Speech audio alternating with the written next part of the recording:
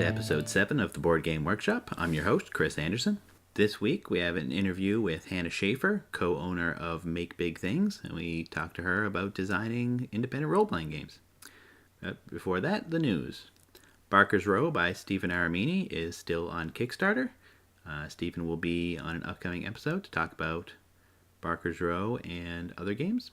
A print and play of Striking Flint by John Dubois is available if you want to check that out.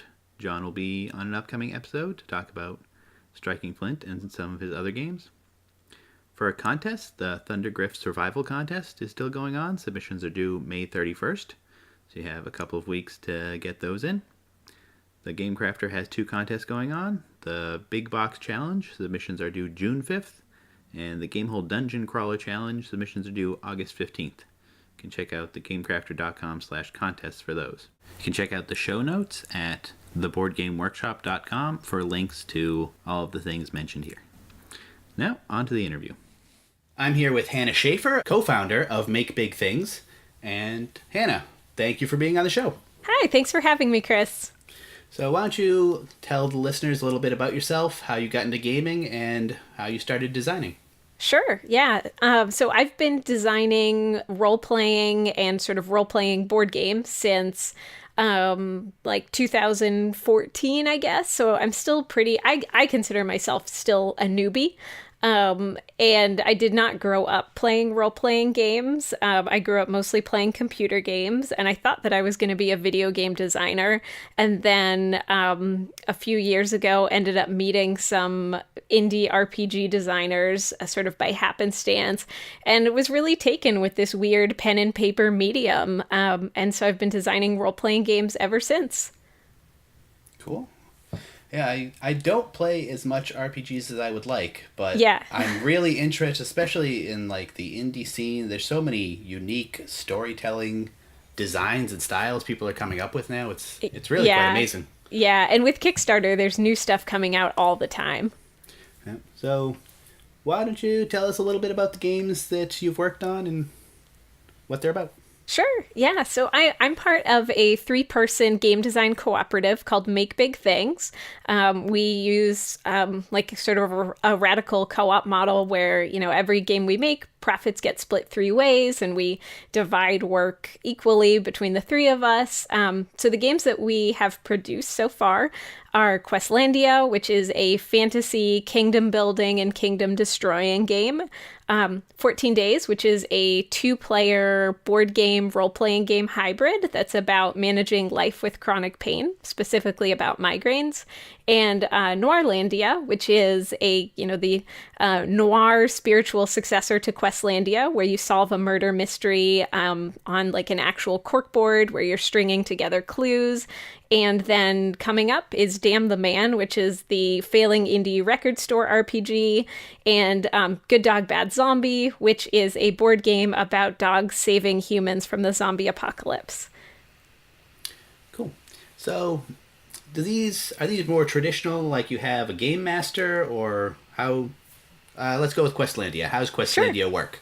Yeah. So Questlandia is GM-less, which I think, at the time I made it GM-less because I was still so new to role-playing games that I had never played a GM'd game, and I didn't know exactly what that even looked like. Wow, it's a unique way to come into it. It is. No, I really kind of just came in swinging in all directions with my eyes closed, and it's mostly worked out. So in Questlandia, you share ownership of the world, and the way that you sort of balance the GMing responsibilities is like if somebody if I ask you a question about the world, Chris, like what do the mushroom fairies look like? If you're excited to answer that question, then you will take ownership of the mushroom fairies, and you will have ownership of that element for the rest of the game. And when a new question comes up about the mushroom fairies, you're the one who gets to say the first and last thing about them. So in that way, you kind of have this shared GMing thing going on where, no one person can take too much ownership of the elements of the world. Oh, that's really neat. Yeah. So 14 Days, you said, is a RPG board game hybrid, right? Yeah. Which I'm noticing that there are a lot of these coming out lately. Like, right now Gloomhaven is doing its second printing on Kickstarter and doing absurdly well. It is doing really well, yeah. So I'm noticing this is a big trend where going from both ends, people are adding miniatures to role-playing games and people are adding campaign-style stories to board games. So how does 14 Days fit into that kind of style? What's unique about it? Yeah, so the way that 14 Days works is that you play two people somewhere in the world. You don't necessarily know each other. You both just happen to suffer from chronic migraines, and you're playing out 2 weeks in your life where you're trying to do things like, go on a date or go to your job or pick your kids up from school. And at any given day, you might get struck with varying levels of pain. Some days might be fine and you can go about your day and do your tasks. And some days you might, have to sort of just take tasks off of your calendar one by one, and prioritize, like, do I want to go to work today or do I want to go on that date, or can I do neither? So it's part task management game, but then along the way you are, like narrating these personal stories of people who are impacted by pain and just want to fall in love or, make their partner dinner. So, in that way, it's this mix of board game with storytelling role-playing game. Wow. So how's that work? Is that like an hour long, 2 hours long campaign? How's it play out? Oh yeah. So it's a one shot. It ideally is about an hour long. I think some people, it apparently takes most people about 2 hours, which is probably a flaw somewhere in the design that I want to work out in a second edition. Or they're just so interested they don't stop. Yeah, that could be. So yeah, it ideally plays out in about an hour. So it's meant to be kind of like an empathy building exercise game. Cool. It's really interesting. Really interesting theme. Yeah. All right. So on to Noirlandia. I Sure. love noir. I love good. fantasy too, but noir, and I don't think it's represented enough in RPGs or board games. Like when it comes up, I'm excited. So Yeah. tell me about Noirlandia. Awesome. Yeah. So Noirlandia, Evan, who is my partner and part of Make Big Things, is the lead designer on Noirlandia. And Noirlandia, like Questlandia, it explores these themes of kind of like collapsing, corrupt. In Questlandia, it's kingdoms. In Noirlandia, it's cities. And you start Noirlandia by building a surreal city of your own design. So think maybe like Dark City style noir. And after you build the city and you come up with its districts, and these kind of map to traditional noir districts like the upper crust and Skid Row and downtown and the outskirts, you come up with a victim, and everybody plays a character who has some sort of connection to the victim and some desire to solve their murder. And you generate clues on the fly, and as you generate clues, you're using those, you're like pinning them up to an actual corkboard, and the game has mechanics for, like when you can draw a clue, when you can string together clues to make connected leads, and eventually you just like have this murder that is solved, like this full murder case that is solved from start to finish at the table. It always works. I don't even know how it works. Evan did a really good job with the design because, like, it's hard to tell a murder mystery. It is. I've tried to design board games with mysteries in them, and replayability is usually a huge problem. Yeah, and making it all come together. But Evan did just a fantastic job with, really doing like a good amount of hand-holding with helping to generate clues where, it's not just like come up with a clue. Like he has some tables that help you, that map to like an office downtown or a letter in the upper crust. So the game kind of gives you these little suggestions along the way, and then the rest is your imagination. Oh, that's really neat. Yeah. All right, so Damn the Man is not out yet. And this one was really interesting because I've seen Empire Records, and it's a great movie. I'm glad you like it. That's good. So what is Damn the Man about in detail? Yeah. So Dan the Man started as a Questlandia hack, as you've probably gotten the sense now that we have these sort of themes of collapsing, of things falling apart in our games. So I was thinking about Questlandia and watching Empire Records again, one of my favorite movies, and I was like, gosh, this sort of maps to this collapsing kingdom narrative. Like you have one chance to save this thing that you love, or not, like, or throw it all away by the end of the day. And also in Empire Records, all of the characters have something big that they need to accomplish. Like either they need to confess their love or, get a promotion or get their shit together or get accepted to college. Like everybody has this thing that needs to happen that day. So with that, I started to make the Empire Records hack of Questlandia, which has turned into Damn the Man. Everybody takes on the role of a character who's sort of a 90s movie archetype. So, maybe you're the space case or the flirt or the overachiever or the brain, and you have something really big that you need to do that day, like score a gig or find a band. And in the meantime, your store is threatened by, another inevitable collapse at the hands of this time at the hands of the man. So, the question is, can you save your store by the end of the day and find true love or not? Oh, that sounds interesting. So, I have never designed a role-playing game. I have thought about it, and ideas pop into my head, and I'm like, that would be really cool. Yeah. But it seems like a lot of work. I design board games, and it's a lot of work. But I think a role-playing game is a level above that in some ways. So, could you walk us through how you make a role-playing game? Oh, gosh. Yeah, okay. I'm going to try my best, Chris. I would say, a lot of emotional pain and confusion over the course of many months, and then it's done. That sounds simple. Probably, not too dissimilar from designing a board game in that way. There's a lot of story to them, right? And usually you have to build up some story. I mean, the players bring in story and they add to it, but usually you have to create a structure for them to work in.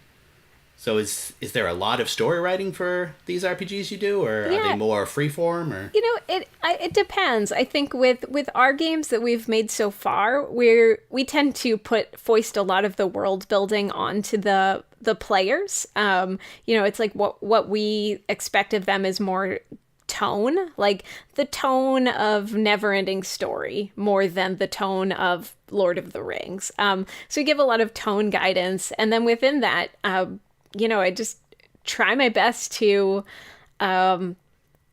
lay out steps to facilitate the story that will best match that tone and that energy and those goals. And it's hard. I mean, for me, I playtest really early, so I'll make like a really crappy first draft and then have a bunch of friends over who, for some reason, don't hate me yet.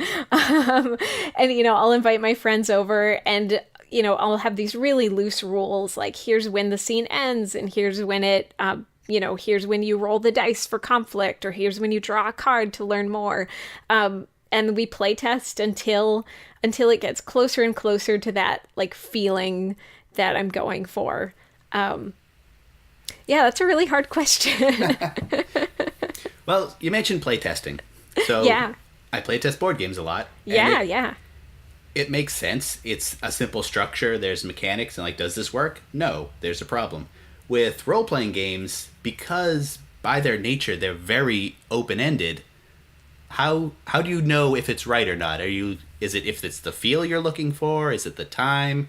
Is it just mechanically like something is totally broken and your players are too powerful? Or what's a bad sign in a playtest?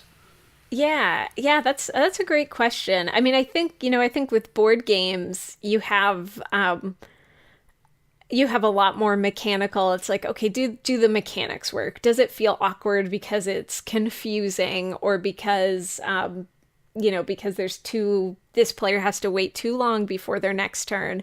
And role-playing games aren't dissimilar. I mean, you're dealing with a lot of the same questions, but then there's this added like emotional element on top of it. Like, do people seem like they're really struggling because they've been given too much creative freedom.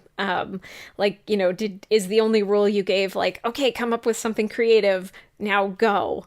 Like that's really hard for people. And I've seen games that have done that. Like sometimes games that come out of game jams will kind of say like, okay, set the scene and now role play. And so it's through playtesting, you kind of get a sense of like where things feel. I mean, ideally, you get a sense of where the mechanics are working and they aren't, and then where the social dynamics are breaking down and where they aren't. And it can be really tricky also, because with that added social element, some games you'll have one playtest and it'll be great and everybody's smiling, and then you'll playtest again the same day and like you can tell everybody really hated it. And I've done both. I mean, when I bring games to playtest at conventions, I've seen like both things happen within the course of hours, where I think like, gosh, this game's almost done. And then the next group, I'm like, this is the worst game I've ever designed. That's got to be tough. Well, I mean, building on that, role-playing games are so group dependent, more so than board games, because like to a certain degree, you need to be an actor, you need to be outgoing, you need to be willing to involve yourself in the story and accept it.